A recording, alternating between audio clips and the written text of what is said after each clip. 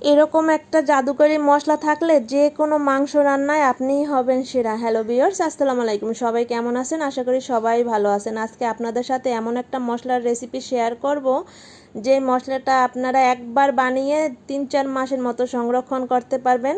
Plus এই মশলাটা আপনারা যে কোনো মাংসের দিলে 1 চামচ পরিমাণে দিলে মাংসের স্বাদ দ্বিগুণ হবে। এর জন্য লাগবে প্রথমে আদা কুচি, পেঁয়াজ খানিকটা বড় বড় করে ফালি ফালি করে কাটা, তারপর রসুনের কোয়া, আর লাগবে হলো গিয়ে 2টা টমেটো।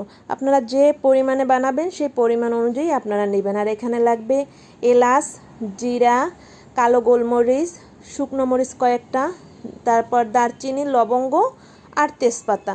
ব্যাস এতটুকু মশলা হলেই আপনারা এই মশলাটা বানিয়ে নিতে পারবেন। আপনারা একবার হলেও এই মশলাটা বানিয়ে নেবেন, অনেক অনেক উপকার হবে আপনাদের এই মশলাটা বানিয়ে নিলে।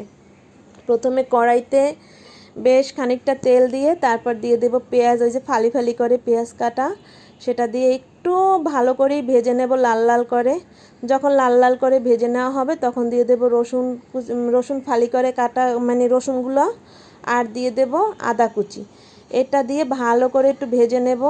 আপনারা এই মশলাটা যে কোনো গরুর, খাসি অথবা ব্রয়লার মুরগি, যে কোনো মুরগির মাংসে বা যে কোনো মাংসেই দিতে পারবেন, অনেক স্বাদ দ্বিগুণ হয়ে যাবে। তারপর দিয়ে দেব টমেটোটা। এই টমেটোটা দেওয়ার পরে বেশ খানিকক্ষণ এটা ভেজে নেব। একদম লাল লাল করে একটু ভেজে নিলে এটার স্বাদটা বেশি ভালো আসে। আপনারা একটু লাল লাল করে ভেজে নেওয়ার চেষ্টা করবেন। তারপর দিয়ে দেব ওই যে যে আমি মশলাগুলো দেখাইছিলাম আপনাদেরকে, সেই শুকনো মশলাগুলো সব একসাথে দিয়ে ভালো করে এটা ভেজে নেব। আপনারা এই মশলাটা যে কোনো মাংস রান্নার ঠিক উঠানোর 10 মিনিট আগে 1 চামচ পরিমাণে দিয়ে নেবেন। যতটুকুনি ঝোল রাখেন না কেন স্বাদ দ্বিগুণ হতে বাধ্য হবে। অনেক অনেক স্বাদের এই মশলাটা। আপনারা একবার হলেও বানিয়ে দেখেন, তারপর আমাকে ফিডব্যাক জানাইয়েন। তারপর এটা আমি একদম ঠান্ডা করে নিয়েছি।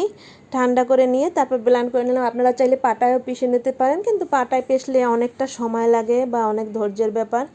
আর ব্লেন্ডার করতে গেলে একটু পানি দিয়ে নেবেন, তা না হলে ব্লেন্ডার মেশিনে চলতে চায় না, একদম পুরো আটকে আটকে যায়। আপনারা এই যে সুন্দর করে এভাবে বানিয়ে নেবেন। তারপর আপনার ডিপ ফ্রিজে এটা সংরক্ষণ করতে পারবেন 3 থেকে 4 মাসের মতো, কিচ্ছু হয় না।